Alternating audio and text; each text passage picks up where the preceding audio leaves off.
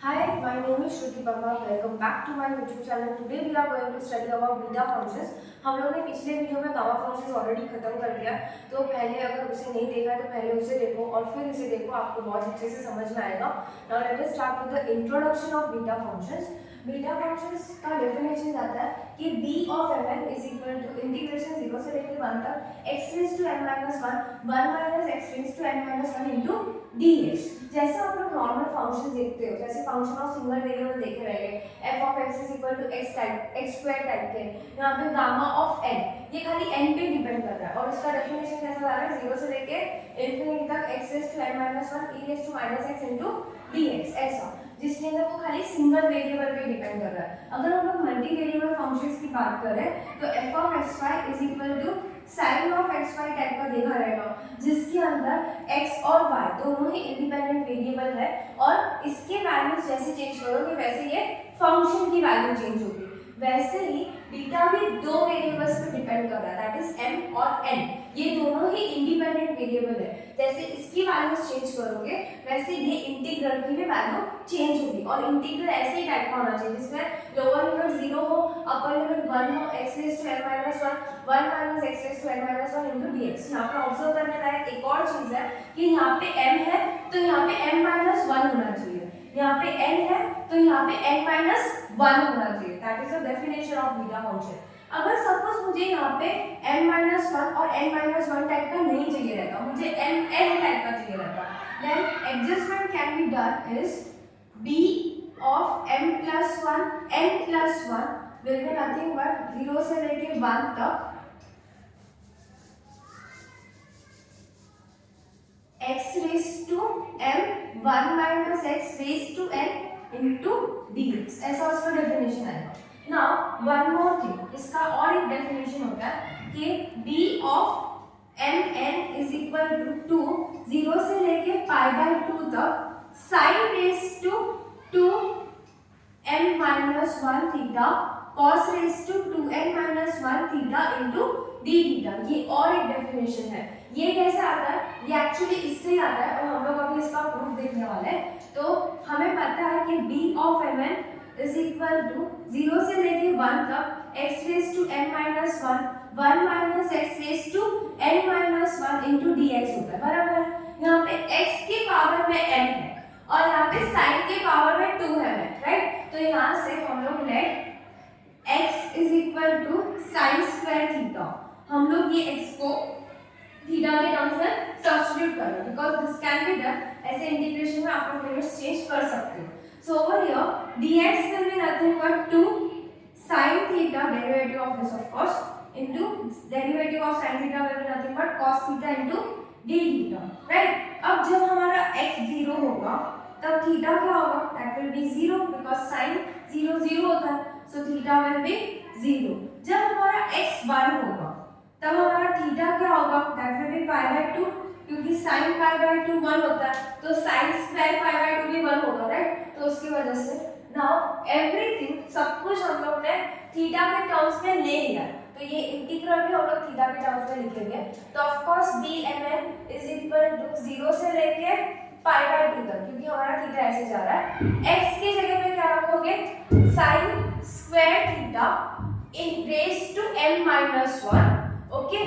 उसके बाद 1 minus x की जगह पे क्या रखोगे, 1 minus sin square theta raise to n minus 1. dx की जगह पे क्या रखोगे, 2. ये 2 तो ऑफ कोर्स थीटा पे डिपेंड नहीं कर रहा, तो मैं 2 बाहर लिख रही हूँ. यहाँ पे हम लोग sin theta cos theta into d theta ये रख सकते हैं, right. Now this will be nothing but, sorry for this, यहाँ पे n है, okay. This will be nothing but 2 0 से लेके पाई बाय 2 तक ये क्या होगा, sin raise to 2m minus 2 theta. ये क्या होगा, इसका आंसर cos स्क्वायर थीटा होगा, राइट. तो यहाँ पे cos square theta raise to n minus 1, तो cos raise to 2n minus 2 theta. और ये वैसे के वैसे रहने देते हैं फिलहाल के लिए, इसमें से sin theta cos theta into d theta. Now 2 of course बाहर रहेगा, ये 0 से लेके पाई बाय 2 तक ये दोनों टर्म्स मल्टीप्लाई होंगे, राइट. तो इसका पावर्स बेसिकली ऐड होगा by using laws of indices. So over here sin raised to 2m minus 1 theta cos raised to 2n minus 2 plus 1, that will be minus 1 theta into d theta. That is something but your proof of this particular statement. So please do try to practice this one, and now let us go for the next result of this. Between beta and gamma function.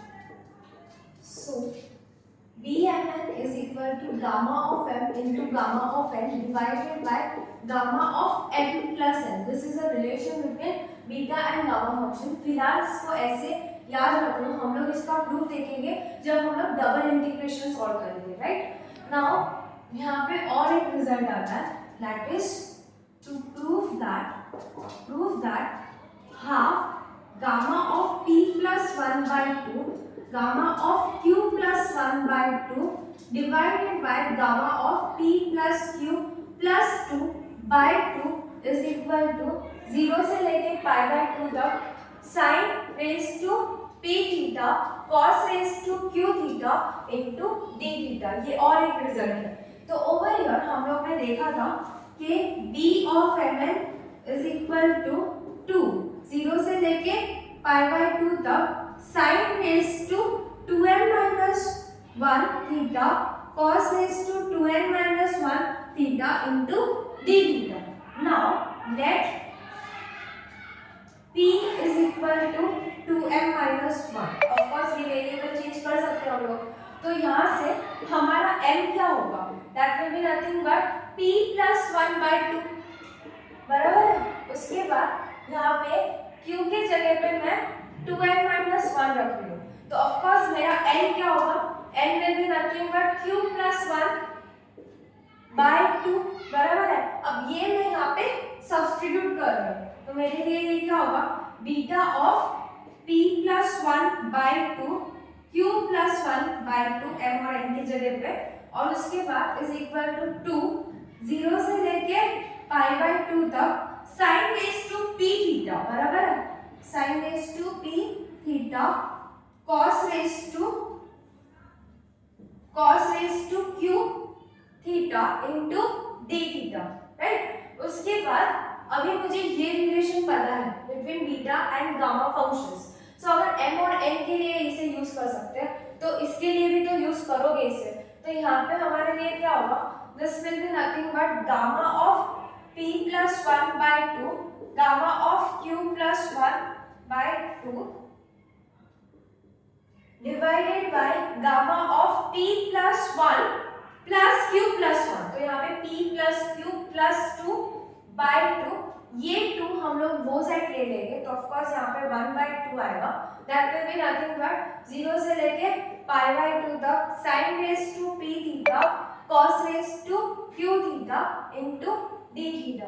अगर imagine करो आपको ये sin cube theta into cos raise to 4 theta का integration find out करने के लिए बोले, limits of course 0 से लेके पाई बाय 2 तक होता, तो आप लोगों को कितना एडजस्टमेंट करना पड़ता। sin क्यूब थीटा के लिए sin 3 थीटा का फॉर्मूला यूज करते हैं और वो सब एडजस्टमेंट करके उसे कैलकुलेट करते हैं। ये बीटा फंक्शन आपका काम काफी आसान करता है एंड इसे यूज करके हम लोग इसके प्रॉब्लम्स बहुत ही सिंपल तरीके से सॉल्व कर सकते हैं। For now, this much is enough. We will meet soon in our next video with continuing this topic. Thanks for watching my video. If you like this kind of video, please subscribe my channel to get the notifications.